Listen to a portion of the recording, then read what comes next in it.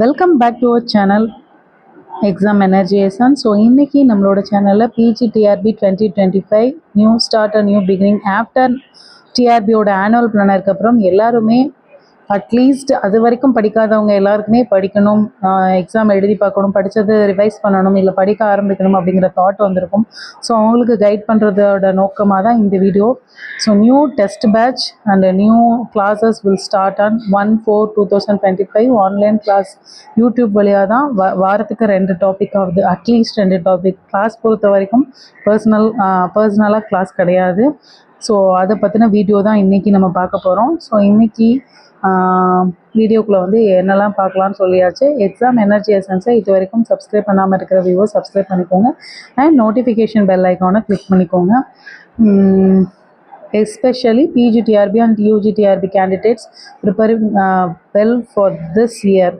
அதாவது இந்த வருஷம் கண்டிப்பாக நான் போகணுன்னு நினைக்கிறவங்க கண்டிப்பாக சில விதமான ஸ்ட்ராட்டஜிஸை ஃபாலோ பண்ணுங்கள். Hard work with smart work அப்படின்னு சொல்லுவாங்க. அதை பற்றினா வீடியோஸ் வந்து கண்டினியூஸாக வரப்போகுது. ஸோ பிஜிடிஆர்பிக்கு நம்மளோட சேனலில் கேட்டுக்கிட்டதுக்கு எக்ஸாம் எனர்ஜி எசன்ஸ் சார்பில் பிஜிடிஆர்பிக்கான மெட்டீரியல்ஸ் இருக்குது. தேவைப்படுறவங்க வாங்கிக்கோங்க. மெட்டீரியல் வாங்கினவங்களுக்கு தனியான வாட்ஸ்அப் ஃப்ரீ கோச்சிங் இருக்குது. ஸோ அதில் என்ன லெசன்ஸ்னாலும், ஸ்டடி டிப்ஸ்னாலும், ஸ்டடி ஸ்ட்ராட்டஜிஸ்னாலும் கண்டிப்பாக உங்களுக்கு வந்து ஹெல்ப்ஃபுல்லாக இருக்கும். Guidance throughout the exam வந்து கைடன்ஸ் இருக்கும். ஸோ எக்ஸாம் எனர்ஜி எசன்ஸோட PGTRB English unit wise materials based on the new syllabus and original text explanation, original text with explanation and with examples from the textbook and also winner strategies and expert in subject. அதுதான் ரொம்ப முக்கியம். and also last but not least aspirant point of view. So இது நம்ம கொடுத்துருக்கோம். So unit wise material வந்து new syllabus படி வந்துருச்சு. So 1.1னா Chaucer அப்படிங்கிற மாதிரி. ஸோ டைட்டில்ஸ் ஆஃப் அதில் எக்ஸ்ட்ராஸாக வர்றது என்னது அப்படின்னு பார்த்தீங்கன்னா titles of honour, famous scenes and episodes. அதுக்கப்புறம் வந்து பார்த்தீங்க அப்படின்னா நிறைய விஷயங்கள் நமக்கு காமனாக இங்கிலீஷ் லிட்ரேச்சருக்கு தேவையான நிறைய விஷயங்கள் அதில் ஆட் பண்ணியிருக்கோம். Famous scenes and episodes, titles of honours, fathers and founders, அதுக்கப்புறம் வந்துட்டு சூடோ நைம்ஸ், இது எல்லாமே அதில் வந்துடும். அது இல்லாமல் ஆத்தர் நோட் அப்படின்னு நீங்கள் எடுத்துக்கிட்டீங்க அப்படின்னா ஒரு ஆத்தரோட பிபிலோகிராஃபி, டைம்லைன் மாதிரி பிபிலோகிராஃபி, அதுக்கப்புறம் எல்லா அவரோட A to Z நீங்கள் பார்த்துடலாம். ஸோ இந்த ஸ்லைடை பொறுத்த வரைக்கும் ப்ரோத்தாலமியன் வந்து original text with line by line explanation. இப்படி தான் நம்மளோட மெட்டீரியல் வந்து எல்லா யூனிட்டுக்குமே. Especially prose and poem, we have all the original text with the line by line explanation. and fiction அப்படின்னு எடுத்துக்கும் போது the characters and the speech இது வந்துடும். ஸோ இந்த ஸ்லைடு பொறுத்து author, bibliography, style, content, poem, original text, line by line expression, figures of speech, summary and themes. prose na original text, setting, explanation, quotes. Fiction எங்கே பேசினாருங்கிறது தான் ப்ரோஸில் செட்டிங்கில் வரும். So summary, character list, summary, act wise summary, அதுக்கப்புறம் explanation, quotes. Drama, character list, summary, chapter, act wise summary. இது எல்லாமே இந்த பேசிஸில் தான் நம்மளோட மெட்டீரியல் இருக்கும்.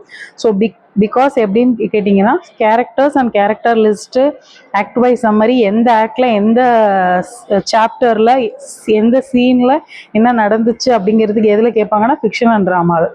பட் ப்ரோஸில் என்ன கேட்பாங்க, டெக்ஸ்ட்டு, அந்த டெக்ஸ்ட்டுக்கான மீனிங். போமில் என்ன கேட்பாங்க, line by line explanation.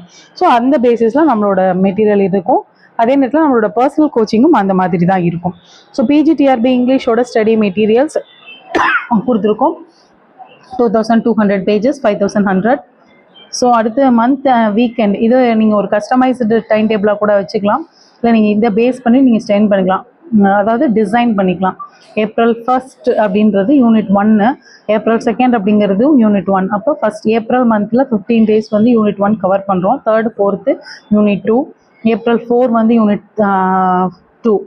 So இப்போ இதில் வந்து ஒரு வீக் டெஸ்ட், ஒரு ஃபுல் டெஸ்ட் வந்துடும். ஸோ ஒரு வீக் டெஸ்ட் அந்த இதுக்குள்ளது மட்டும், அடுத்து ஃபுல் டெஸ்ட்.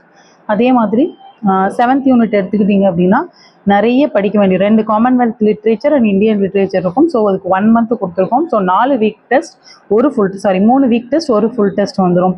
அதுக்கப்புறம் ரிவிஷன் டெஸ்ட், RT அப்படின்னு சொல்லி கொடுத்துருக்கோம். ரிவிஷன் டெஸ்ட்டு தனியாக இருக்குது. அதே மாதிரி உங்களுக்கு வந்து ஜூன் 4, ஜூலை அப்படின்லாம் பிரிச்சிருக்கோம் அப்படின்னா நீங்கள் அதை கஸ்டமைஸ் பண்ணிக்கலாம்.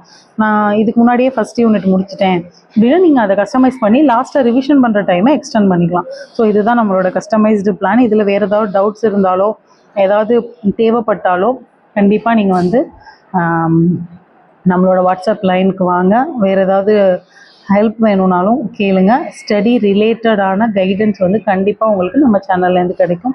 ஸோ பிஜிடிஆர்பிக்காகவும் யூஜிடிஆர்பிக்கும் படிச்சுட்ருக்கவங்களுக்கு வாழ்த்துக்கள். ஸோ பிஜிடிஆர்பி 2025 கண்டிப்பாக ஒரு பிஜி ஆகும் அப்படிங்கிற ஒரு முன்னேற்ற எண்ணத்தோடு படிங்க. தேங்க்யூ ஃபார் வாட்சிங் திஸ் வீடியோ. தேங்க்யூ.